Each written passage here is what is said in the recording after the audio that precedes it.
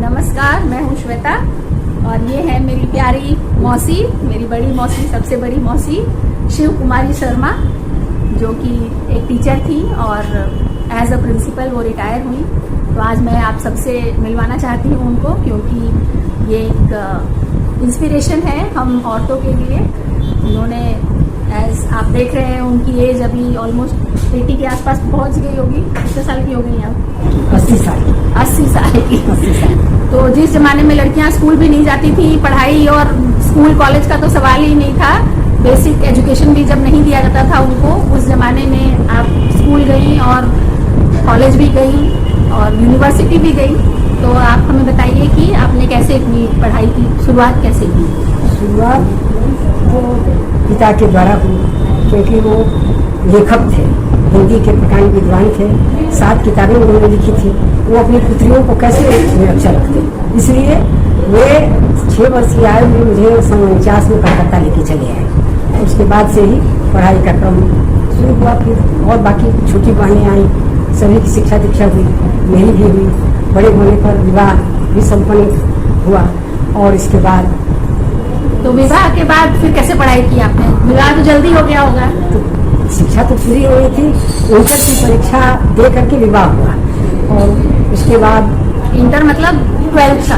तो विवाह के बाद तो अभी भी औरतों को ज्यादा सपोर्ट नहीं मिलता है फैमिली और ससुराल वालों से, हस्बैंड से। तो आपको उस जमाने में मिला सपोर्ट या उसमें भी स्ट्रगल करना पड़ा कुछ? सबसे बड़ी बात यह है कि विवाह के बाद भी मेरी अध्यापिका के रूप में पिताजी की अनुप्रेरणा थी।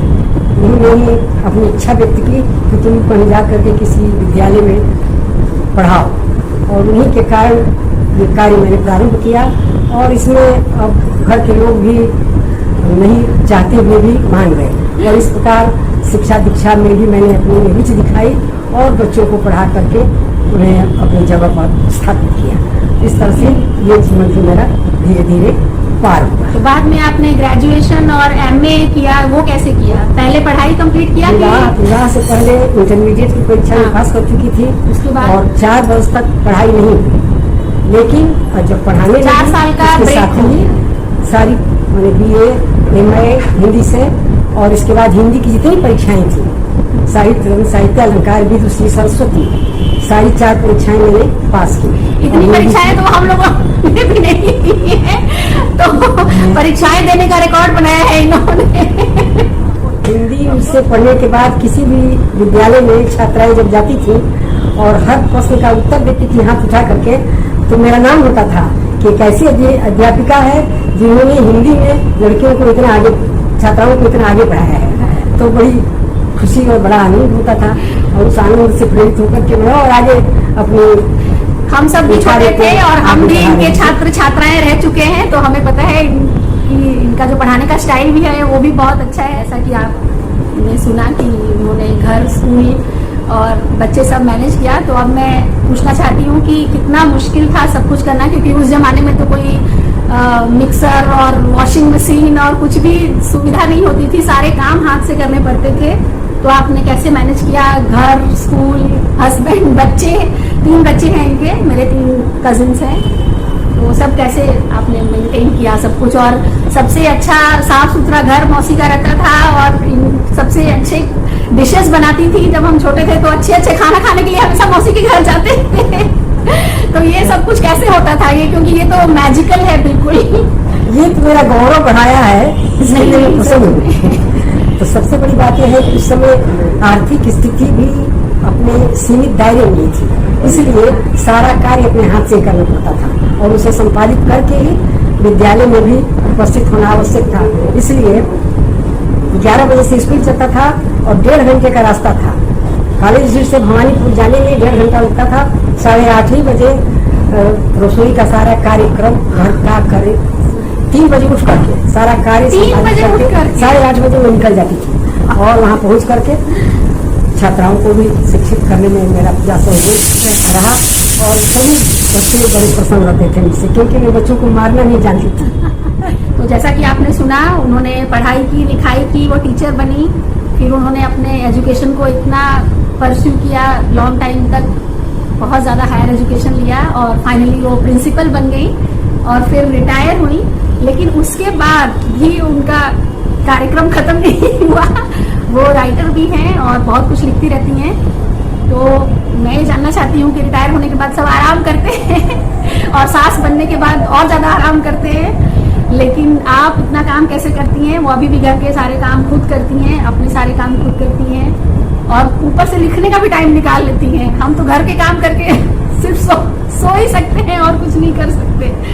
तो बताइए। मेरे कहने का तात्पर्य ये है कि किसी भी व्यक्ति को, चाहे वो स्त्री हो या पुरुष हो, उसको अपनी कर्मठता पर पूरा भरोसा होना चाहिए और उसे कभी त्याग नहीं करना चाहिए कि हम काम करना छोड़ दें। जब तक शरीर में शक्ति है, मन में उत्साह है, काम को आगे बढ़ाते जाओ, करते जाओ। आलस नहीं। वही हालत हुई, यहाँ से रिटायर तो नहीं होना पड़ा, सास की तबीयत खराब हो जाने से गाँव जाना पड़ा। 2003 में मैं गाँव गई तो और क्या उपाय है? पढ़ना है, सास की सेवा करना है और खाना बनाना है। इसलिए मैंने पढ़ना शुरू किया। तो हमको लगता है कि अध्ययन या अहर्निश लगातार पढ़ाई करने से दिमाग की ग्रंथियां और खुल जाती हैं और उससे कुछ लिखने की प्रेरणा मिलती है। तो मैंने लिखना शुरू किया 2003 से। तो पहले कहानी लिखी, कहानी में मन नहीं लगा तो अब कविताएं लिखती और कविताएं लिख करके जमा करती जा रही हूँ। देखिए कब तक लिखती हूँ, खुलती जा रही बुक। कलेक्शन प्रिंट होने वाला है जल्दी। अब यही काम मेरा लग गया है। तो इससे अच्छा काम और क्या होगा? जनरली जो औरतें हैं वो दिन भर घर में किचकिच करती रहती हैं एक उम्र के बाद और बहुओं के ऊपर सारा कंसंट्रेशन लगा देती हैं, लेकिन मौसी अपने आप को बहुत ज़्यादा बिजी रखती हैं और पढ़ी लिखी जो भी विमेन हैं वो हाउसवाइफ बनने के बाद दे स्टॉप रीडिंग, राइटिंग, कुछ भी क्रिएटिविटी नहीं रह जाती है उनकी लाइफ में, जिससे कि जो उनका क्रिएटिव पावर है वो भी धीरे धीरे कम होने लगता है। जैसा कि मौसी ने कहा, दिमाग की ग्रंथियां खुलती रहती हैं अध्ययन करने से। तो मैं भी कोशिश करती हूँ कि मैं थोड़ा बहुत रीडिंग कंटिन्यू करूँ। मैंने पहले भी एक वीडियो भी बनाया है इसके ऊपर कि रीडिंग जरूर करें। तो अभी लास्ट क्वेश्चन है मेरा कि आप हमारी औरतों को क्या संदेश देना चाहती हैं? वैसे तो आपके सारे जवाबों में ही संदेश छुपा हुआ था हम सबके लिए, बट मेरा चैनल है वंडर वुमेन, तो मेरी जिंदगी की रियल लाइफ की ये सबसे बड़ी वंडर वुमेन है। वैसे तो कितनी ही सेलिब्रिटीज को हम जानते हैं, लेकिन ये हमारी रियल लाइफ सेलिब्रिटी हैं और हमारे घर में सब लोग इनसे इंस्पायर है। मेरी दीदी, मेरी भाभियाँ, सब लोग जॉब करते हैं, काम करते हैं, most of them are teachers. तो हमारे घर की इंस्पिरेशनल वुमेन है मौसी। तो मैं चाहती हूँ कि आप बाकी सारी औरतों को भी इंस्पायर करें, 2 शब्द हमारे लिए कहें। सबसे बड़ी बात यह है कि कर्म विमुख नहीं होना चाहिए, मन का उत्साह भंग नहीं होना चाहिए और सभी को मैं प्रार्थना करबद्ध होकर के कर रही हूँ कि सभी इसी तरह का अपना मनोभाव रखें और अपने संसार को चलाएं। गृह संसार क्या चलेगा हाथ से, गृह संसार इसी तरह से चलता रहे हर हनिश रात और दिन, और सभी प्रसन्न रहे, सब सुखी रहे, बच्चे भी और बहुएं भी और लड़कियां भी और जमाती देव भी। इस तरह से तो बिना रुके और बिना थके चलते रहिए। आलस जो है वो सबसे बड़ा दुश्मन है, तो वो बिल्कुल भी ना करें।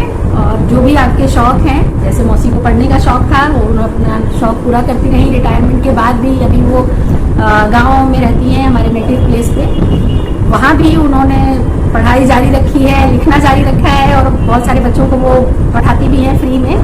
तो मुझे बहुत ज़्यादा अच्छा लगता है और काश कि मैं इनकी तरह बन पाऊँ और आप लोग भी कोशिश करिए ऐसा बनने की।